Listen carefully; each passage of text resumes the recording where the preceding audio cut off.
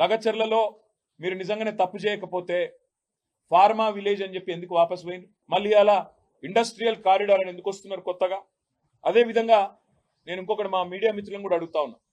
రాజ్యాంగంలోని ఆర్టికల్ 14, 19, 21 ఈ 3 ఆర్టికల్స్ ప్రకారం, రాజ్యాంగం ప్రకారం, భారత రాజ్యాంగం ప్రకారం ఒక అస్వస్థతగా ఇబ్బందుల్లో ఉన్న వ్యక్తికి బేడీలు వేయడం అంటే వారి హక్కులను హరించడమే.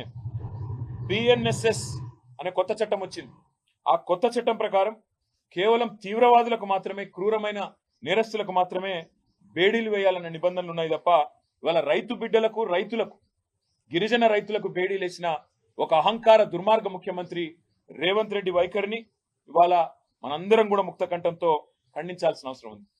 పోలీస్ మాన్యువల్స్ ప్రకారం, జైలు మాన్యువల్ ప్రకారం కూడా అండర్ ట్రయల్ ఖైదీలను ట్రీట్ చేయాల్సిన విషయంలో ఉన్న అన్ని చట్టాలను కూడా తుంగలో దొక్కుతా ఉన్నారు. దీన్ని కూడా రాష్ట్ర ప్రధాన న్యాయమూర్తి గారు దయచేసి పరిగణలోకి తీసుకోవాలని వారికి నా విజ్ఞప్తి. అదేవిధంగా ఇవాళ వాళ్ళు చేసిన నేరం వల్ల ఒక్కటే, గిరిజనులు కావడమే వాళ్ళు చేసిన నేరం, చిన్న రైతులు కావడమే వాళ్ళు చేసిన నేరం. ఆయనకు ఏ పదవి లేని తిరుపతి రెడ్డి గారేమో కొడంగల్లో 200 మంది ప్రైవేట్ సైన్యంలాగా పోలీసులను పెట్టుకుని ఊరేగుతా ఉన్నాడు. రేవంత్ రెడ్డి మాట వినినందుకు గిరిజనులను ఇవాళ వేధిస్తా ఉన్నారు. అండర్ ట్రయల్ ఖైదీలుగా ఇవాళ అసలు ఇన్ని రోజులు దారుణం, అసలు ఉండడమే దారుణం. వికారాబాద్ కొడంగల్ కోర్టు నుంచి హైదరాబాద్లోని నాంపల్లి కోర్టుకి పేపర్లు ట్రాన్స్ఫర్ చేయకుండా 20 రోజుల పాటు జాప్యం జరగడం వల్ల, ప్రొసీజరల్ డిలే వల్ల ఇలా మా నాయకుడు నరేందర్ రెడ్డితో పాటు ఇంతమంది 20 రోజుల పాటు ఉత్తపుణ్యానికి జైళ్లలో మగ్గుతా ఉన్నారు. అందుకే ముఖ్యమంత్రి ఆదేశాలు, ముఖ్యమంత్రి యొక్క ఉద్దేశపూర్వకమైన ఎజెండానే దీని వెనకాల మాకు కనబడతా ఉంది.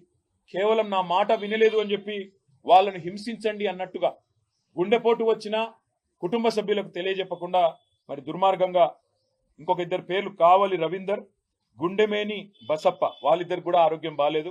వాళ్ళని కూడా వెంటనే విడుదల చేయాలి. అదే వారితో పాటు మిగతా వాళ్ళందరినీ కూడా వెంటనే విడుదల చేయాలని చెప్పి కూడా మేము డిమాండ్ చేస్తా ఉన్నాం. అదే మాదిరిగా మిగతా రైతుల మీద కూడా నెల రోజులు జరిగిన తర్వాత కూడా ఇంత దుర్మార్గంగా, ఇంత అరాచకంగా ప్రభుత్వం ఏదైతే వ్యవహారం చేస్తా ఉన్నదో ఈ విషయంలో ఇకనైనా రేవంత్ రెడ్డి వేషజానికి పోకుండా, అనవసరపు అహానికి పోకుండా ముందుకొచ్చి స్పందించి ఆ కేసులు విత్డ్రా చేసుకొని వారిని తక్షణమే విడుదల చేసి వారి కుటుంబ సభ్యులకు అప్పచెప్తే వారి ఆరోగ్యాన్ని, వారి ప్రాణాలను కాపాడిన వాడైతాడు. లేకపోతే మాత్రం చరిత్రహీనుడిగా మిగిలిపోతాడని చెప్పి తెలియజేస్తూ మీడియా మిత్రులకు కూడా చివరిగా ఒకటే విజ్ఞప్తి, దయచేసి హీర్యానాయక్ విషయాన్ని, బసప్ప విషయాన్ని, అదేవిధంగా రాఘవేంద్ర విషయాన్ని, మా నాయకుడు పట్నం నరేందర్ రెడ్డి గారి విషయం, ఆరోగ్యం విషయంలో దయచేసి మీరు కూడా ప్రజలకు చెప్పండి.